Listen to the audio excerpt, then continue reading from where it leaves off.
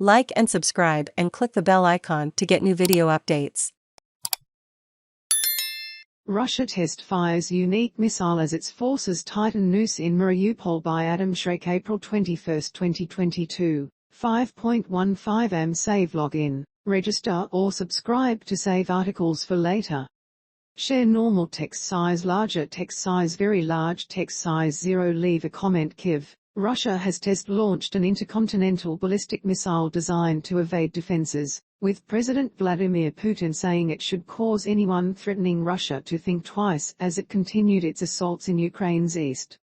This truly unique weapon will strengthen the combat potential of our armed forces, reliably ensure Russia's security from external threats and provide food for thought for those who, in the heat of frenzied aggressive rhetoric, try to threaten our country, Putin said about the Sarmat missile after its first test launch.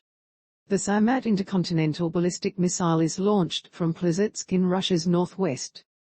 Credit, AP. Russian forces tightened the noose around the defenders' hold-up in a mammoth steel plant that represented the last known Ukrainian stronghold in Mariupol, as a fighter apparently on the inside warned in a video plea for help, "We may have only a few days or hours left."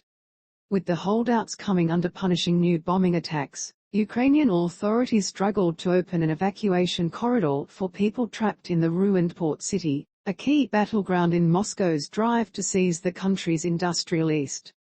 Meanwhile, the Kremlin said it submitted a draft of its demands for ending the fighting. The number of people fleeing the country climbed past 5 million, and the West raced to supply Ukraine with heavier weapons for the potentially grinding new phase of the war.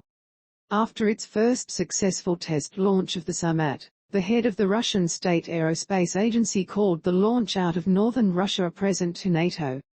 The Pentagon described the test as routine, and said it wasn't considered a threat.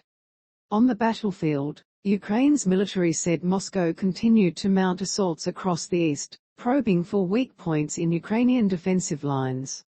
Russia said it launched hundreds of missile and air attacks on targets that included concentrations of troops and vehicles. The Kremlin's stated goal is the capture of the Donbas, the mostly Russian-speaking eastern region that is home to coal mines, metal plants and heavy equipment factories vital to Ukraine's economy.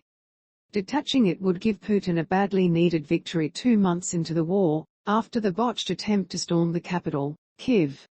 Analysts say the offensive in the east could devolve into a grim war of attrition as Russia runs up against Ukraine's most experienced, battle-hardened troops, who have been fighting pro-Moscow separatists in the Donbas for the past 8 years. A Ukrainian flag flies over a damaged kindergarten that was bombed during the Russian invasion west of Kyiv on April 19, 2022 in Makarov, Ukraine. Credit, John Moore. Getty Images. With the potentially pivotal offensive underway, Russia said it has presented Ukraine with a draft document outlining its demands as part of talks aimed at ending the conflict, days after Putin said the negotiations were at a dead end. Kremlin spokesman Dmitry Peskov said that the ball is in their court, "We're waiting for a response." He gave no details on the draft, and it was not clear when it was sent or if it offered anything new to the Ukrainians, who presented their own demands last month. A Ukrainian presidential advisor said Kyiv was reviewing the proposals. Moscow has long demanded, among other things, that Ukraine drop any bid to join NATO. Ukraine has said it would agree to that in return for security guarantees from a number of other countries. In devastated Mariupol, Ukraine said the Russians dropped heavy bombs to flatten what was left of the sprawling Azovstal steel plant, believed to be the last pocket of resistance in the city. A few thousand Ukrainian troops, by the Russians' estimate, remained in the plant and its labyrinth of tunnels and bunkers encompassing about 11 square kilometers. A Ukrainian posted a video plea on Facebook urging world leaders to help evacuate people from the plant, saying, "We have more than 500 wounded soldiers and hundreds of civilians with us, including women and children." The officer, who identified himself as C.E. Volensky of the 36th Marine Brigade, said, "This may be our last appeal. We may have only a few days or hours left."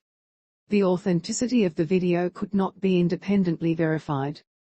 Republic militia walk past damaged vehicles during a heavy fighting in an area controlled by Russian-backed separatist forces in Mariupol. Credit AP photo. Alexei Alexandrov. The Russian side issued a new ultimatum to the defenders to surrender on Wednesday, but the Ukrainians have ignored previous demands to leave the plant's labyrinth of tunnels.